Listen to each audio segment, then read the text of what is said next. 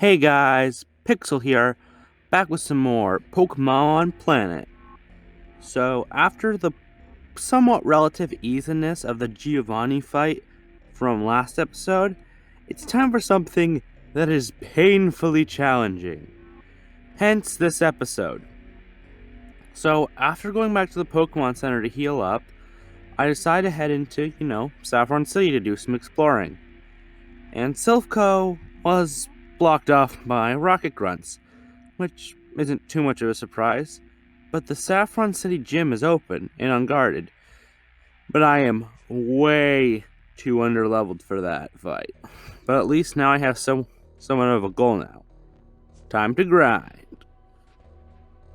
And I actually do find a good place to grind for now in the form of Pokemon Tower, as the ghost Pokemon give out decent enough XP and clearing out the rest of the Team Rocket Grunts to save Mr.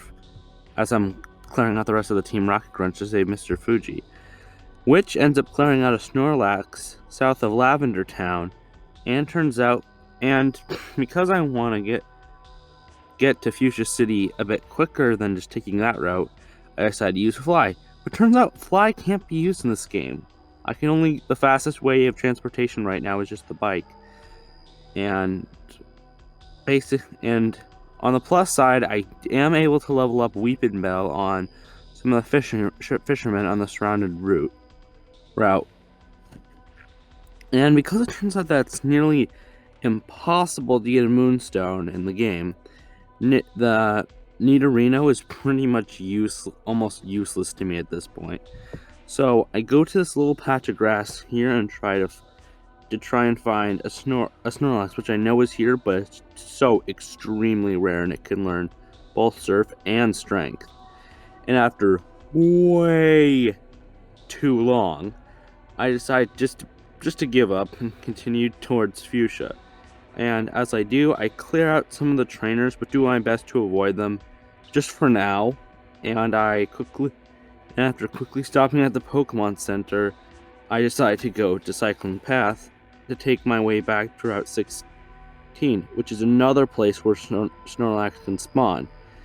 And and again, I spend way too long just running back and forth. But in the process, I do level up all of my Pokemon to level 30, and I teach Primeape Brick Break by going to the Celadon department store. And it's a fighting type move that has 100% accuracy, and it ends up taking the place of Cross Chop. But now I'm pretty much broke. So I decide just to take on some of the bikers on Cycling Path, as well as leveling up Hypno in the process. And even after taking every single biker, I still do not have enough money for a fishing rod. So I decide to take on some of the trainers that I skipped on the way to Fuchsia, and then I enter Fuchsia City. But even after I buy the rod, it turns out that I can't even use it until I have fishing level 5. So that was a waste of money. Anyway, I decided just to screw it and go take on Sabrina for my first time, because I easily take out the puzzle and make it to Sabrina, but it pretty much goes how the first Misty fight went. I pretty much don't even really stand much of a chance, and I really need to level up some more. So I decided to bring Sandslash out of the box again, to try and maybe do more damage with its ground attacks. But just because of how long it takes to level it up, I just decided to stick with Nidorino's brute force attacks, and decided to try Sabrina again and again. No dice. I can't get past Slowbro this time. But I was also weakened by an earlier trainer, so I may also be being a bit harsh on myself. But I decided to grind up the one of my two Pokemon that actually have Dark type moves, which are Fearow and Primeape. But Primeape is extremely weak to Psychic types. So I choose Fearow instead, and I pretty much just kind of grind in various places. And at one, because the Ghastlies and Haunter and Pokemon Tower they aren't cutting it anymore. So I pretty much just go run around, and at one point I do pull a Rattata onto my team because it has Crunch, but I just didn't really use it because of just how hard it is to actually level it up on the Pokemon. So I pretty much just go back to Celadon and hunt for Snorlax again. In the process, I do end up leveling up Charizard. Oh, I also bought a Dig TM that is completely worthless to me now because none of my actually good Pokemon can learn it. Anyway, I level up Fearow just a little bit more, but stop at level 34 and decide to go back to Sabrina for one last fight, and then I get this fight. Okay, so first she starts with Kadabra, which hits Psycho Cut, and it takes around a bit of my health. So I hit back with Poison Jab, getting a one-hit KO. She sends in Mr. Mime, and it takes me out with Psybeam. So I send out Rattata, but just because I didn't really try to level it up at all, I just decided to go for Crunch, but it took me out with Psybeam. Then I swap in for Hypno, and I go for Headbutt. It goes for Psybeam again, but only taking out a bit of my health. And then it goes for Psybeam again, but this time I go for Disable, taking Psybeam completely out of the question. It goes for a cycle. I go for Headbutt. Then it goes for Substitute. I again go for Headbutt. And then it uses Light Screen as I take it out with Headbutt.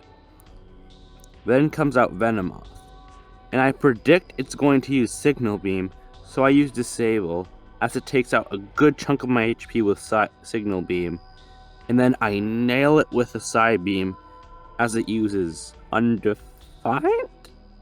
Never heard of that move before. Anyway, it misses, and I do less because of Light Screen, but 2 more Psybeams do the trick, and I take it out. And next comes out her own Hypno, which I use Disable on it as it goes for Psych Up. Then I do a decent damage with Headbutt, with a few more headbutts before going down to Wake Up Slap.